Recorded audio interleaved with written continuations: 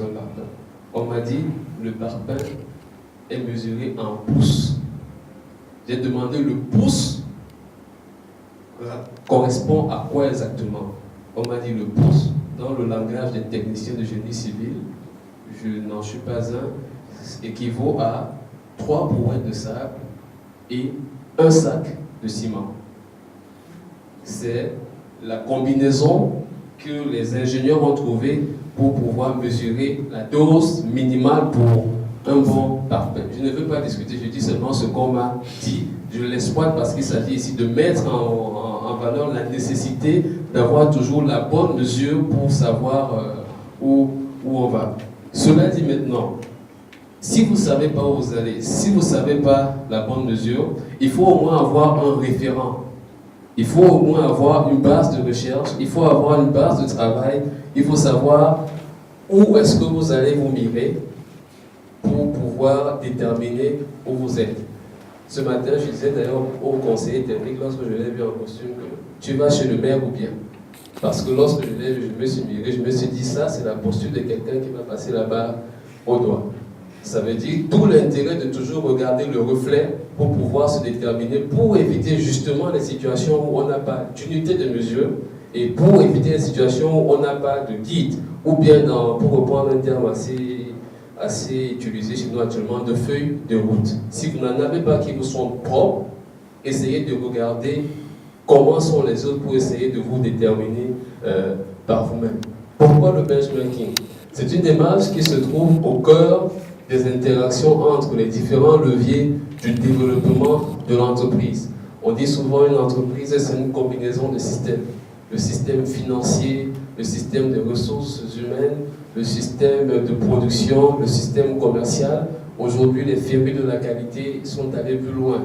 Il y a des processus administratifs, processus de finance. Je ne veux vraiment pas rentrer là-dedans, mais le benchmarking se trouve au cœur parce que tout cela se retrouve chez la fin. La fin, c'est le consommateur final qui apprécie s'il a reçu une bonne prestation ou pas. Donc, il y en a qui ont trouvé, je vais le dire banalement, le raccourci. Plutôt que de regarder au détail ce que les gens font, je vais regarder le rendu final chez leurs clients pour savoir s'ils font bien ou pas. Il y en a qui disent qu'en toute chose, c'est la fin que compte, c'est le même ordre d'idées. Donc, ces différentes interactions sont observées en matière d'amélioration des performances, d'innovation et de gestion du changement, de la qualité, la gestion de la relation client. J'insiste dessus parce qu'aujourd'hui, on parle juste de client. On parle du client et on isole tout ce qui conditionne son recrutement, sa fidélisation et puis son suivi. Or, aujourd'hui, c'est la gestion de la relation client. C'est pareil en gestion de relation fournisseur. C'est plus seulement celui qui me vend les produits, mais c'est celui avec qui je peux discuter de la qualité des produits, des normes exigibles pour ce produit, qui peut, plutôt que de me dire qu'il n'a pas de produit, me dire écoute, je te le donne aujourd'hui parce que tu me payeras dans 3 mois.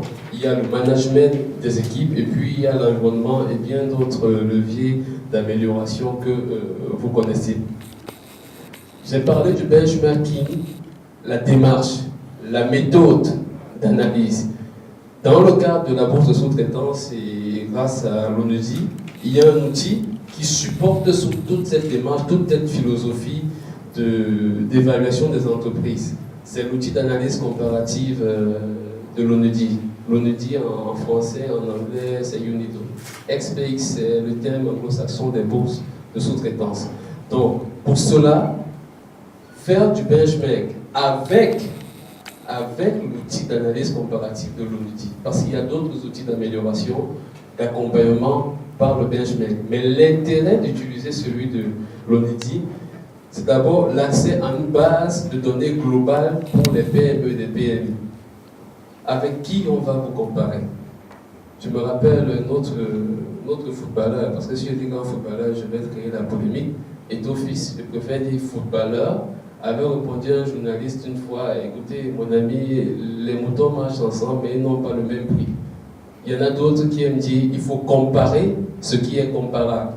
L'accès à cette base de données vous donne justement la possibilité, quand on vous compare à ceux qui sont comme vous, en matière de secteur, en matière de filière, en matière d'activité, en matière d'intervalle de chiffre d'affaires, en matière de marge de personnel, qu'il y ait une adéquation entre vous, en termes de personnes intrinsèques, de capacités réelles, et les personnes qui vont servir de référent pour l'analyse comparative pour vous appliquer.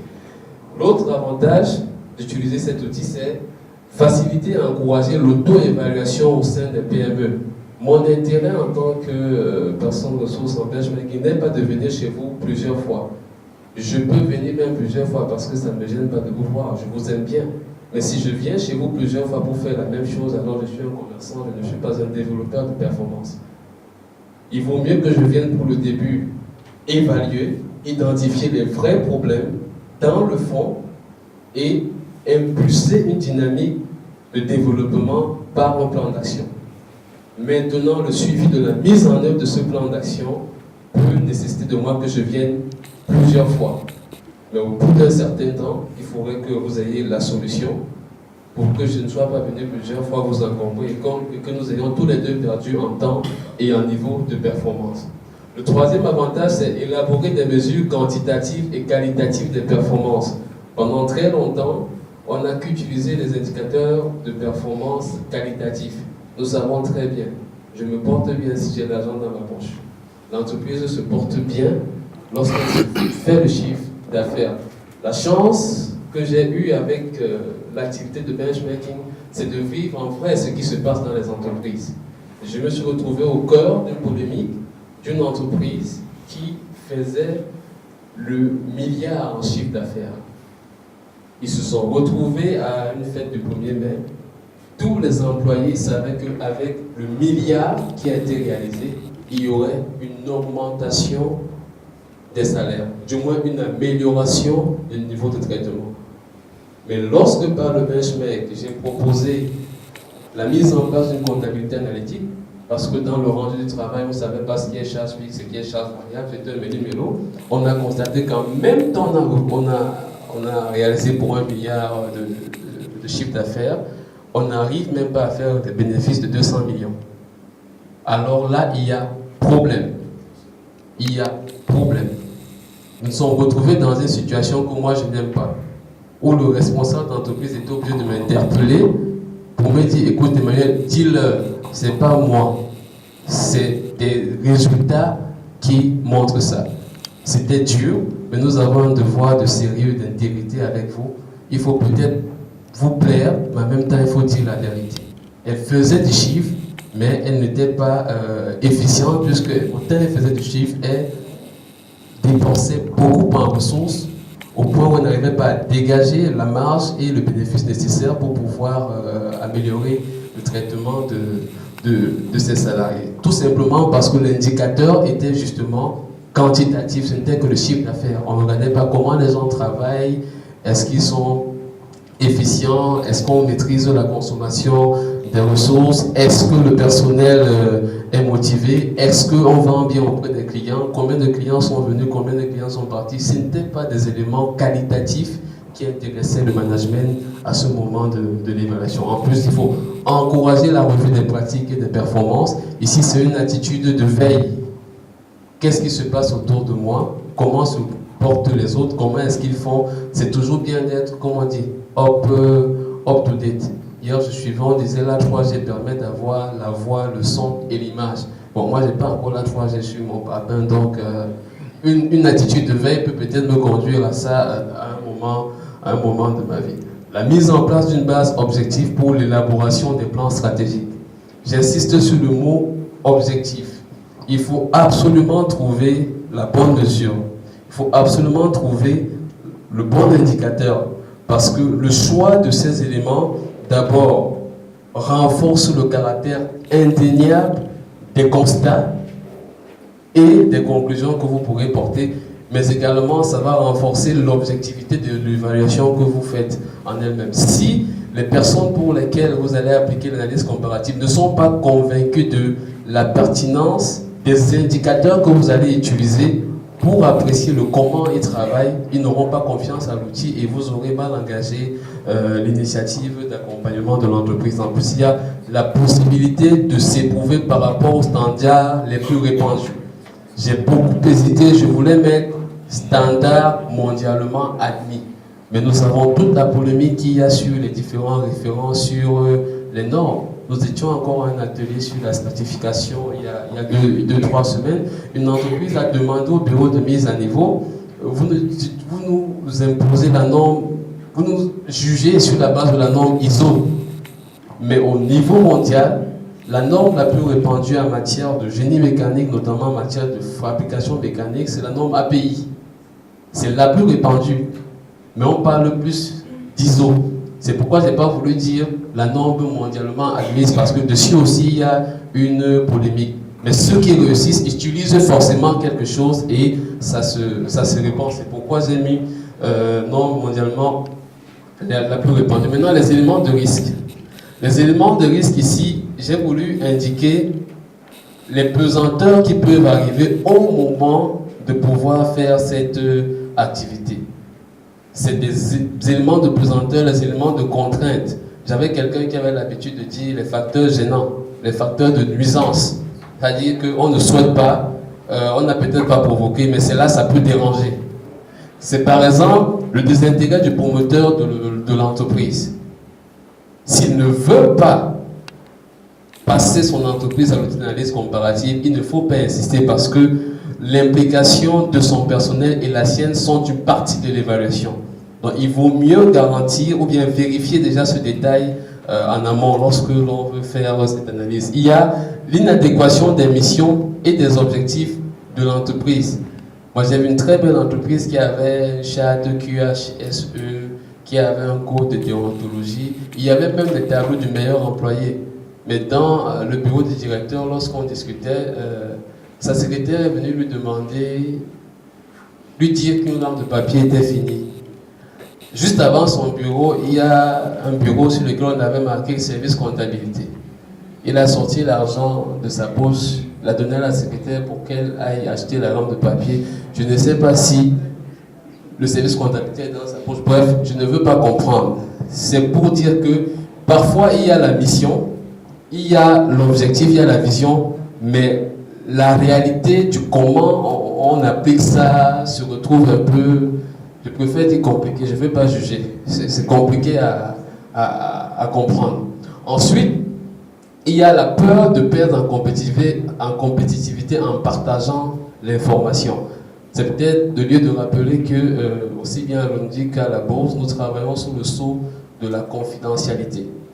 Là même, je suis allé trop loin, parce que pour la petite information qu'on demande, on vous dit vous venez d'où? Vous êtes des impôts, c'est le ministère des Finances, c'est compliqué. La peur du nouveau village, du nouveau visage est assez répandue et complique parfois la collaboration qu'on souhaite entre nous et les entreprises. Et cette atmosphère peut véritablement empiéter sur la réalisation de l'activité. Il y a ensuite les idées préconçues sur l'environnement. Ah, je l'ai vu entrer dans l'entreprise A, ensuite je l'ai vu entrer dans l'entreprise B. Quelle preuve que j'ai qu'il n'est pas en train de prendre des informations pour aller les vendre à l'autre? C'est les idées préconçues. On ne peut pas faire autrement. On doit pouvoir déployer l'argumentaire pour pouvoir vendre l'outil, mais on n'est pas à la base des idées préconçues. On essaye d'être le plus objectif, le plus pertinent, le plus sincère avec les chefs d'entreprise, mais c'est parfois bloquant ce type d'état d'esprit. Il y a l'indisponibilité des ressources, parce que c'est une réalité dans nos PME. Les questions comptables et financières ne sont parfois pas souvent traitées en interne. Je veux dire très souvent pas du tout. C'est un cabinet externe qui les traite et la collecte de ces informations est parfois compliquée. Je ne vous fais pas part de la réalité que vous savez. Il y a le bilan pour la banque, il y a le bilan pour les impôts, il y a l'autre là. Donc tout ça empiète énormément sur le niveau de collaboration. Et puis il y a le réflexe de toujours remettre à plus tard. Pour l'instant, je me fais de l'argent, pour l'instant, je fais du bon chiffre, je peux faire ça plus tard, je n'ai pas encore besoin de ça. L'environnement est dynamique, il change, et puis peut-être au moment où la bourse arrive, il peut arriver que vous n'ayez plus l'architecture minimale pour pouvoir passer à l'outil d'analyse comparative. Mais pour répondre à ces risques quand même, nous nous sommes fixés quelques lignes directives. Lorsque l'entreprise n'est pas disposée à partager l'information, il ne faut pas insister. Vraiment, on va sur la base de la sincérité et de la confiance. Lorsqu'ils ne veulent pas, il ne faut pas insister. Lorsque le top management de l'entreprise ne manifeste pas de volonté, il ne faut pas insister. Lorsque le déploiement du cœur de métier n'est pas évident, il ne faut pas insister.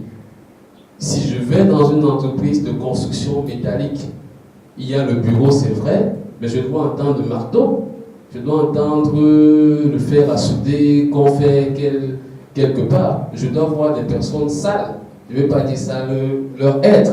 La nature du travail les prédispose à attacher constamment leur tenue. Je dois voir, par exemple, une zone de rassemblement quelque part. C'est que s'il y a un incendie, on doit venir là. Je dois voir des extincteurs sur chaque bord de mur. C'est le minimum dans une usine. C'est des éléments qui me permettent de savoir que le corps de métier est déployé. Si ce n'est pas là, je vais évaluer quoi? Puisque je vous évalue parce que vous êtes dans un métier, et je vais vous comparer par rapport à d'autres qui sont dans un métier.